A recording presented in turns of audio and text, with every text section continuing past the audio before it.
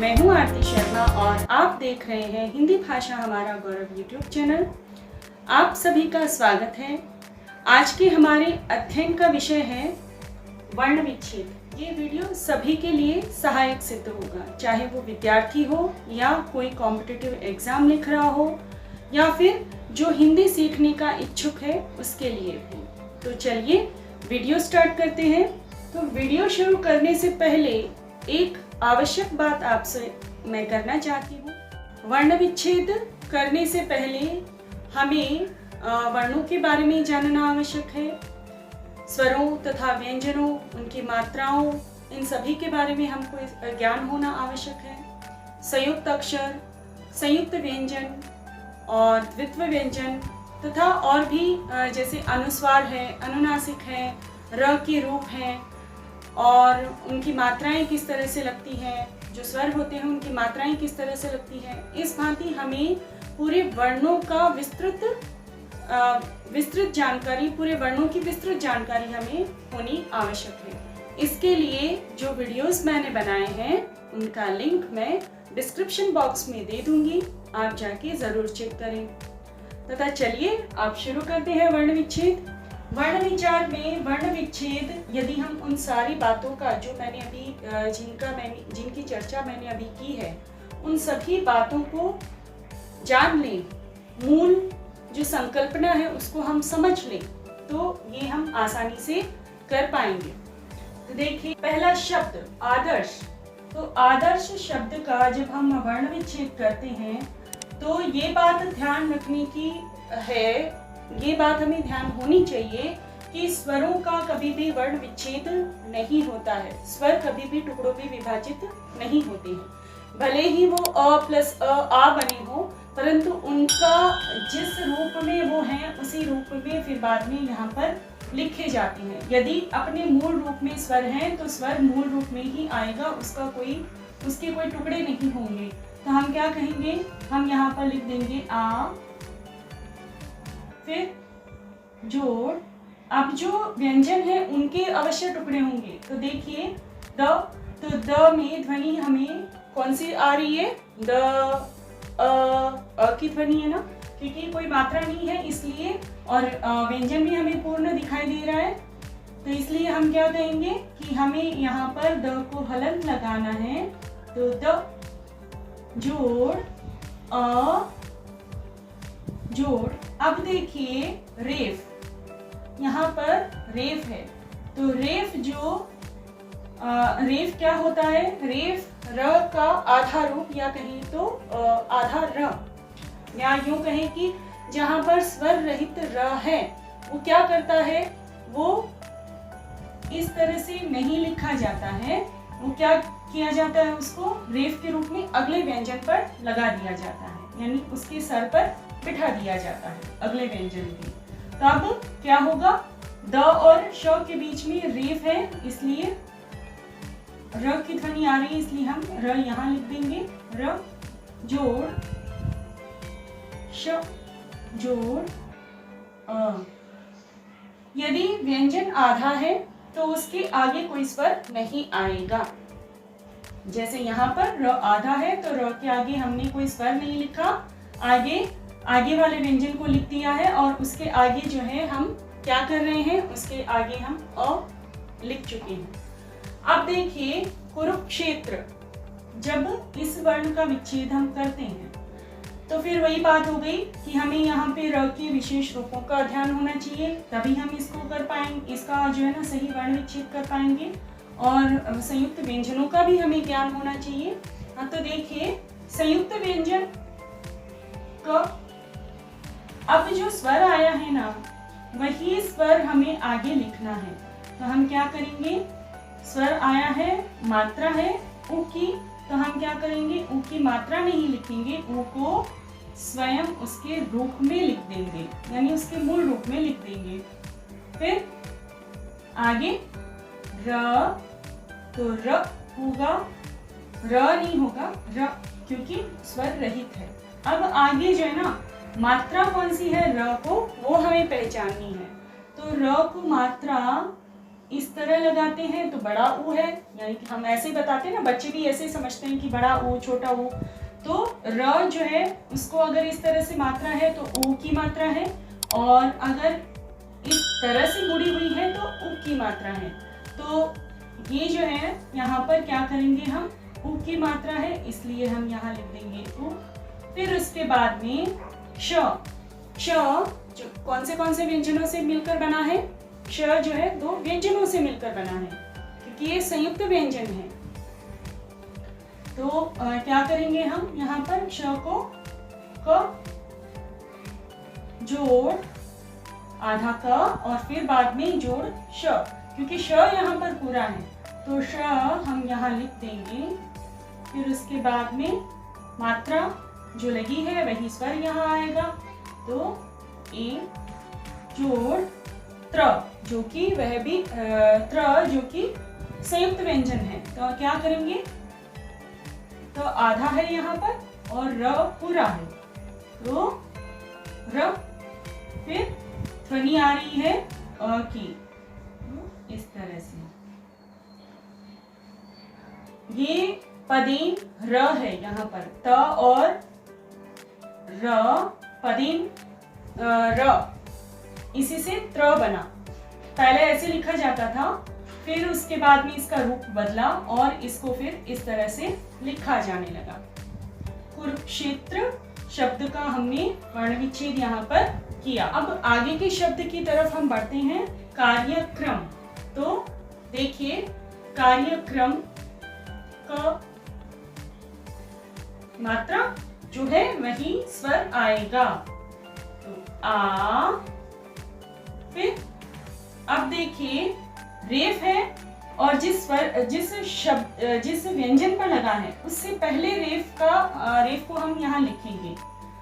कार्य, य के ऊपर रेफ है तो य को पहले नहीं लिखेंगे, हम पहले लिखेंगे र को, क्योंकि उसका उच्चारण जब हम करते हैं तो आप खुद करके देखिए उच्चारण कि कार्य, र पहले बोलने आ रहा है ना, तो इसलिए हम क्या करेंगे, र हलंत, फिर य हलंत, फिर उसके बाद में अ की ध्वनि है क्योंकि मात्रा कोई नहीं है तो वहां पर, और व्यंजन पूरा है तो हम अ लिखेंगे। फिर क्रम। अब यहाँ पर ये देखिए कि ये पदेन र है, अभी मैंने बताया यहाँ पर कि त्र में भी पदेन र है, तो इसका मतलब र पूरा है, तो हम क्या करेंगे, क्र, जब क बोलते हैं ना तो क एकदम उसकी जो आवाज है वो एकदम जल्दी बोलते हैं, तो हम क्या करेंगे, यहाँ पर क को आधा लिखेंगे और र पूरा लिखेंगे। पूरा मतलब आगे उसके स्वर लिख देंगे। फिर उसके बाद में आगे का व्यंजन म, हलंत जोड़ अ।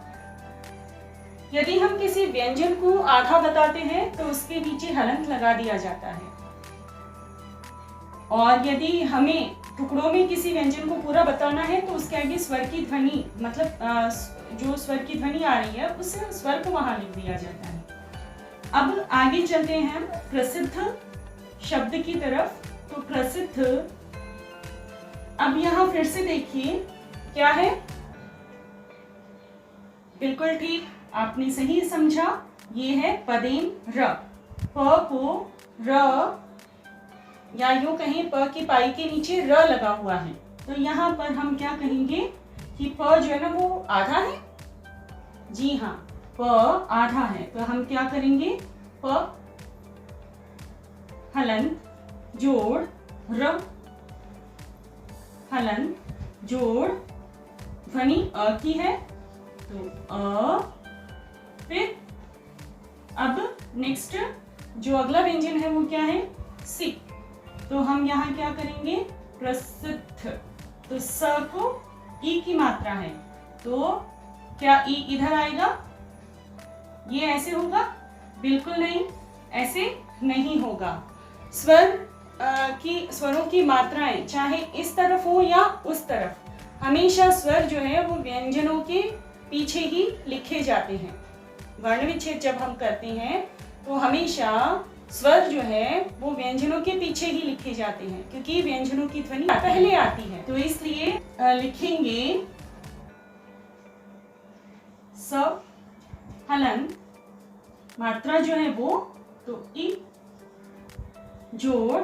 अब देखिए यहाँ पर संयुक्त अक्षर है, और संयुक्त अक्षरों के बारे में मैंने पहले भी अपने वीडियो में बताया है कि जो अक्षर नीचे लिखा होता है, दो अक्षर यदि एक साथ लिखे हुए हैं यानी कि एक के ऊपर एक, तो जो अक्षर या फिर यूं कहें कि जो व्यंजन नीचे की तरफ लिखा होता है वही व्यंजन पूरा होता है।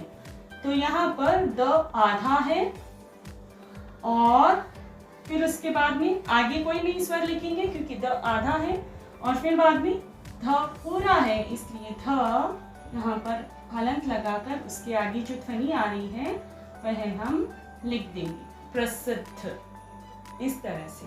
अब चलते हैं आगे वाले व्यंजन की तरफ। अच्छा, ये तो व्यंजन ही है यहाँ पर। तो देखिए आगे वाला जो शब्द है वह है व्यंजन। तो अब इसका वर्ण विच्छेद अगर हम करेंगे तो पहला जो अक्षर है उसको हम देख रहे हैं कि यहाँ पर व आधा है, इसलिए हम क्या करेंगे, व इधर ऐसे के ऐसे ही लिख देंगे, इसके आगे कोई स्वर नहीं लिखेंगे। मैं बार बार एक ही बात बता रही हूँ, यदि कोई व्यंजन आधा है तो उसके नीचे हलंत लगाकर उसको जैसे के तैसे छोड़ दिया जाएगा, आगे कोई स्वर नहीं लगेगा। अब उसके बाद में य, तो य पूरा है इसलिए हम यहाँ क्या करेंगे, य जोड़ हलंत लगाया है हमने, फिर अब यहाँ पर बात आती है अनुस्वार की। तो अनुस्वार को कैसे लिखेंगे, तो हमने क्या किया कि जो नासिक के व्यंजन हमने पढ़े थे, अनुस्वार का जो नियम हमने पढ़ा था, मेरी एक वीडियो है जिसमें अनुस्वार, अनुनासिक और नासिक के व्यंजनों के बारे में बताया गया है, तो उसको आप कृपया जरूर चेक करें, उसमें पूरा विस्तार से बताया गया है। तो फिलहाल हम जो है ना यहाँ पर एक इस तरह से जान लेते हैं कि भाई यहाँ पर जो अनुस्वार आया है वह उसके आगे का अक्षर हम देखेंगे कि अक्षर आगे कौन सा है।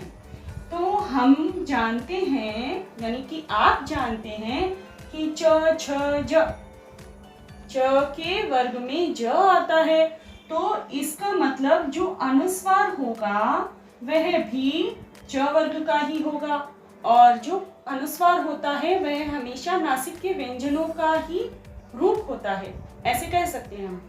तो क्या कहेंगे हम यहाँ पर, च वर्ग का पांचवा अक्षर कौन सा है, कौन सा है, बिल्कुल सही। तो च वर्ग का पांचवा अक्षर है ञ, हम ञ को आधा लिखेंगे, क्यों, क्योंकि अर्ध व्यंजन है, या यूं कहें कि ये जो या है वो स्वर रहित है, तो स्वर रहित है इसीलिए व्यंजन अनुस्वार के रूप में या के सर पर बैठा है। तो अब देखिए उसके आगे हम लिखेंगे ज, जो कि पूरा है, इसलिए हम क्या करेंगे, ज को हलंत लगाएंगे, और उसके बाद में मात्रा तो कुछ नहीं है और पूरा है हमें दिखाई दे रहा है, तो हम क्या करेंगे अ, फिर उसके बाद में न, हलंत जोड़ अ, इस तरह से व्यंजन। फिर उसके बाद में अगला शब्द दीपोत्सव। तो आप देखिए दीपोत्सव शब्द में क्या है, बहुत सरल है ये तो द हलंत, मात्रा ई की है इसलिए ई, फिर उसके बाद में प हलंत, मात्रा कौन सी है, ओ की, इसलिए ओ, फिर उसके बाद में आधा त, तो इसलिए क्या कहेंगे हम, त को हलंत लगाकर उसके आगे कोई भी स्वर नहीं लिखेंगे। फिर उसके बाद में देखिए स पूरा है इसलिए स, हलंत जोड़ अ, फिर उसके बाद में व हलंत जोड़ अ, दीपोत्सव। आगे का शब्द देखिए संघर्ष। तो संघर्ष में स, माफ कीजिए, स हलंत, फिर अनुस्वार है और उसके बाद में क वर्ग का चौथा वर्ण है, यहाँ पर चौथा व्यंजन है यहाँ पर। तो यहाँ पर हम क्या करेंगे, कौन सा आएगा, नासिक व्यंजन कौन सा है क वर्ग का, ङ। तो हम क्या करेंगे, ङ को यहाँ लिख देंगे और उसके बाद में यहाँ हलंत लगाकर, एक मिनट, हलंत लगाकर यहाँ छोड़ देंगे। फिर उसके बाद में ख, तो घ हलंत जोड़, अब फिर से रेफ है और रेफ जो है वो श के ऊपर है, तो हम क्या करेंगे, हम श से पहले जो है रेफ को लिखेंगे, यानी कि र को लिखेंगे। र आधा है इसलिए इसके आगे कोई स्वर नहीं आएगा। रेफ हमेशा आधा होता है, आधा र होता है। अब उसके आगे श, तो श हलंत संघर्ष। अगला शब्द है त्रिदेव। तो त्रिदेव यानी कि यहाँ पर पहला जो व्यंजन है वह है त्रि, और त्र जो कि संयुक्त व्यंजन है। तो संयुक्त व्यंजन जो अगर आ जाते हैं तो उनके भी टुकड़े किए जाते हैं।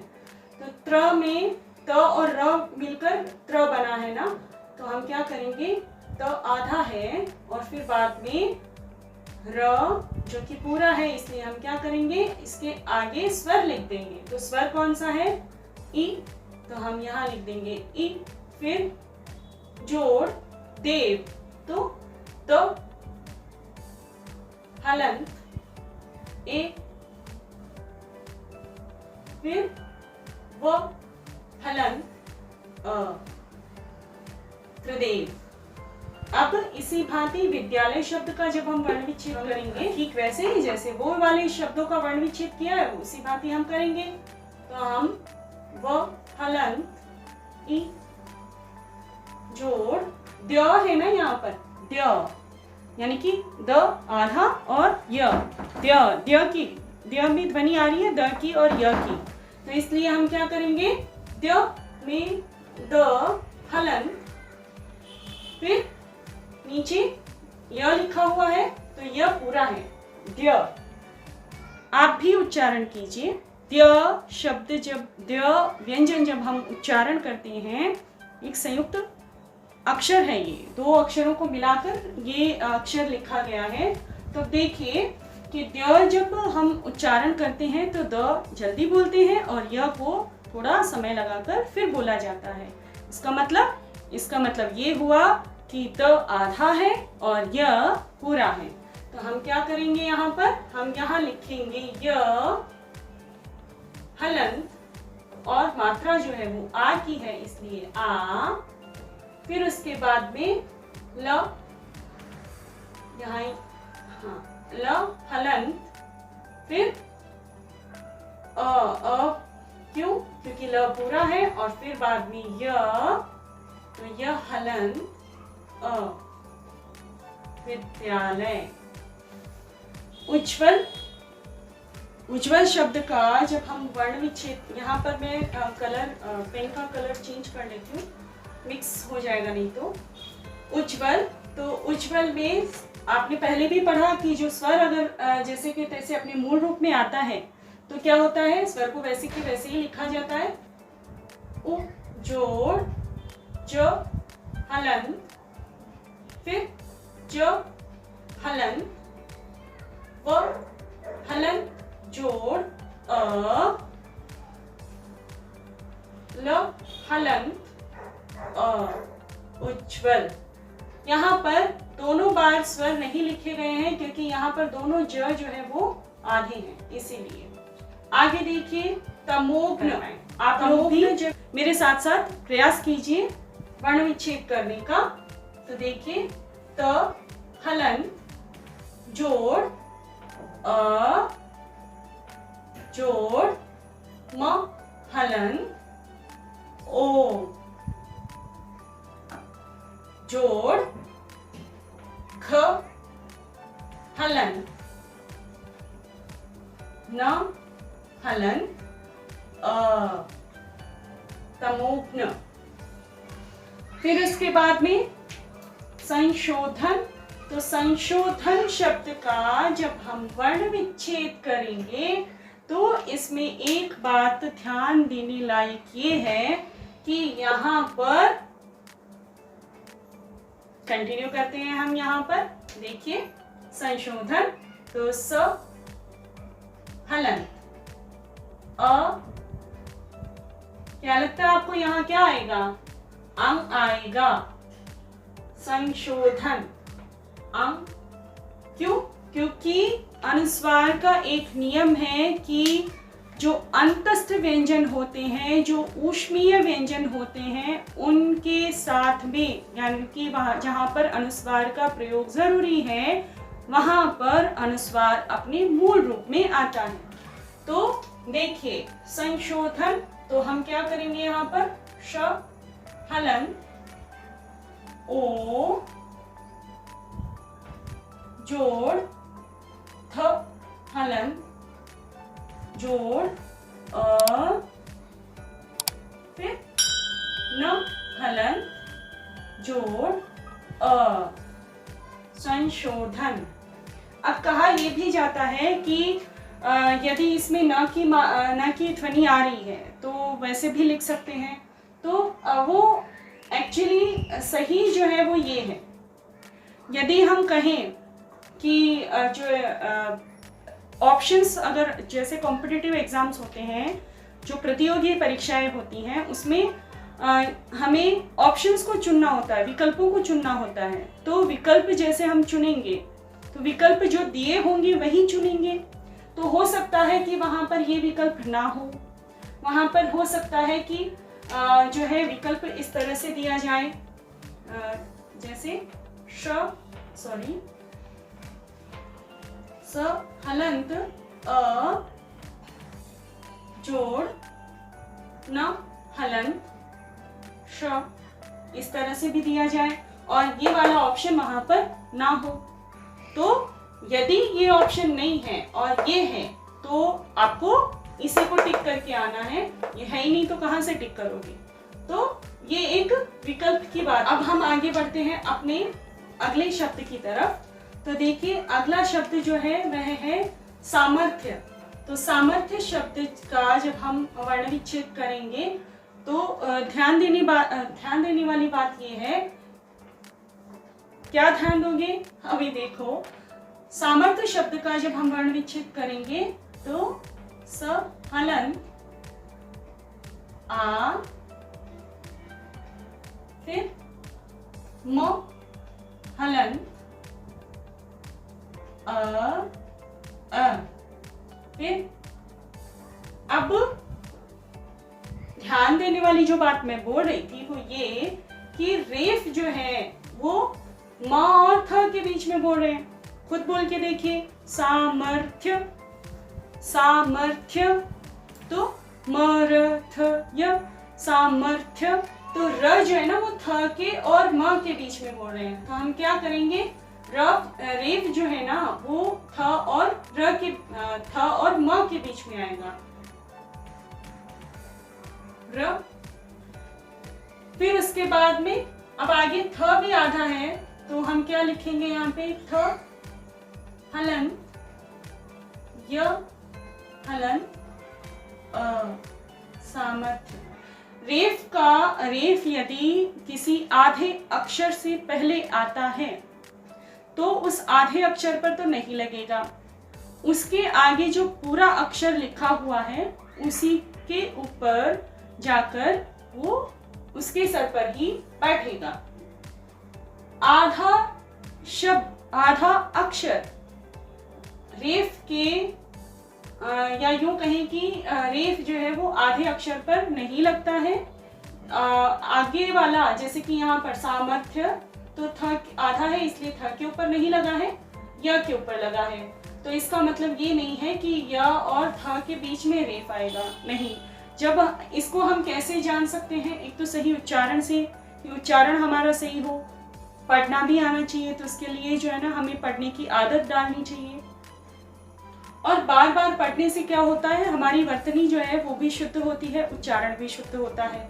तो अब जो है ना, इसमें हम अगर बार बार इसको पढ़ते हैं तो हमें मालूम चल जाता है कि र जो है वो थ के और य के बीच में नहीं आकर म और थ के बीच में आएगा। अब आगे शब्द देखिए, सहस्त्र।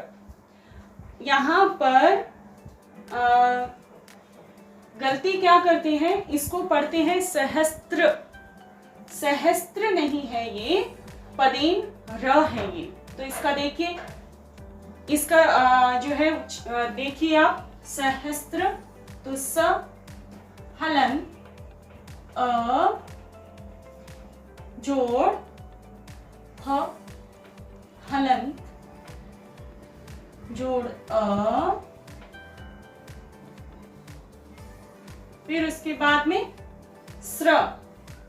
तो स आधा है क्योंकि र पदेन के रूप में लगा है, तो इसलिए पदेन जो होता है वो पूरा होता है। तो स आधा लिखेंगे, इसलिए हलंत लगाएंगे और उसके बाद में र हलंत, फिर उसके बाद में अ सहस्त्र। और एक बात, कहीं कहीं पर जो है ना ह जो है ना, उसके पेट के अंदर री लिखा जाता है। तो ये बात ध्यान देने लायक है कि यदि हम, यहाँ मैंने लिखा नहीं है इसको, जो है मैं अभी यहाँ पर देखिए आप, एक मिनट, इस शब्द को मिटाकर यहाँ, जैसे ये बताना जरूरी इसलिए है क्योंकि आपकी समझ में पक्की होनी चाहिए। जो ये जो शब्द है इसका हम वर्ण विच्छेद कैसे करेंगे। तो ये क्या है, कभी कभी किसी को लगता है ये दो है क्या, तो दो है नहीं है, ये जो है एक ही है और ह के अंदर जो है वो री की मात्रा लगी है। तो क्या करेंगे हम, ह आधा है और बाद में री है, तो री को हम क्या करेंगे, यहाँ पर इस तरह से लिख देंगे, री, फिर द, फिर अ, फिर य जोड़ अ, हृदय। तो इस भांति वर्ण विच्छेद आप कर सकते हैं। यहाँ पर कोई भी शब्द इतना सरल नहीं है, जानबूझकर जो है कठिन शब्द लिए गए हैं ताकि आपकी समझ पक्की हो, अच्छी हो, ताकि आप कभी भी कहीं पर भी अगर वर्ण विच्छेद करें तो अटके ना। तो इसके लिए जो है यदि आप लोगों को मेरा ये प्रयास अच्छा लगे और मेरी ये वीडियो कहीं पर भी आपको सहायक सिद्ध हो, तो कृपया मेरे चैनल को लाइक कीजिए, सब्सक्राइब कीजिए और कमेंट करके मुझे बताइए कि आपको मेरा ये वीडियो कैसा लगा। धन्यवाद।